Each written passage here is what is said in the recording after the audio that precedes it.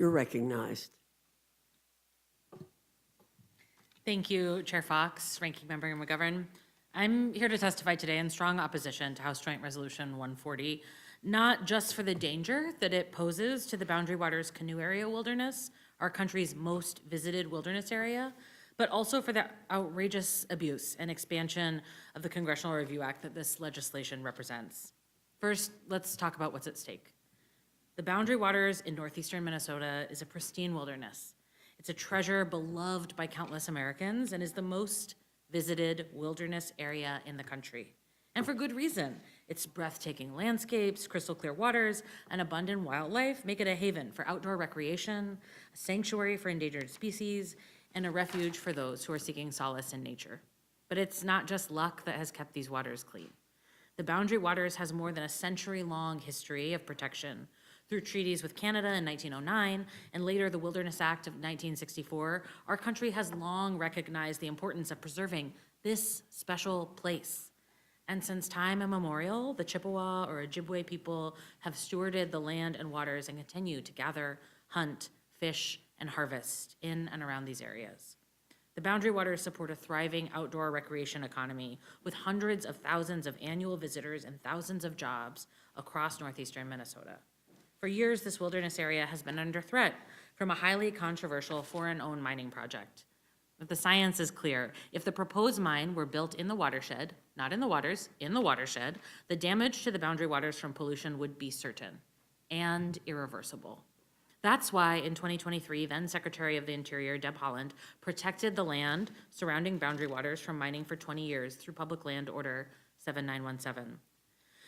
House Joint Resolution 140 would overturn that public land order, also known as a withdrawal, and because of the nature of the resolution, it would prevent any future administration from enacting similar protections ever. This would pave the way for toxic mining that would pollute the region's water supply and permanently destroy a treasured place. But this resolution doesn't just have consequences for the Boundary Waters. Its impact is far-reaching for the future of public lands management and is a demonstration of Republicans' absolute overreach of the Congressional Review Act. The CRA has been used to overturn rules finalized by administrations of both parties since it was signed into law in 1996. But this Congress, the Trump administration, and Republican members of Congress have been using the CRA to overturn public land protections that have never before been considered rules by any administration. These actions are unprecedented and will, without a doubt, cause chaos and invite lengthy and costly litigation. Today's CRA resolution goes even a step further.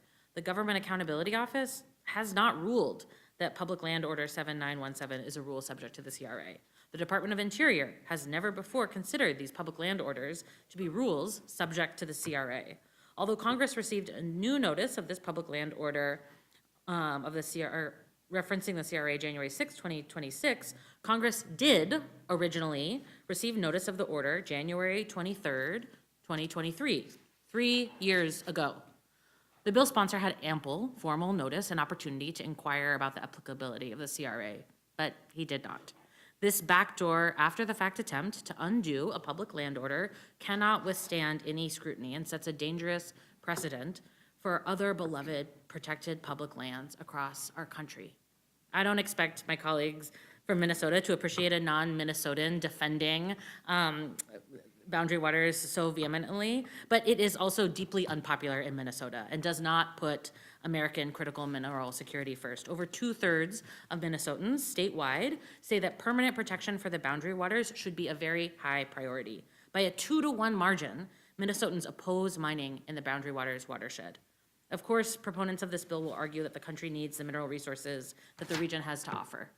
While our mineral security is a serious issue, my understanding is that the Chilean owners of this mine have close ties to some of our adversaries and have not shown any evidence that the minerals extracted here would stay in the United States and benefit our economy.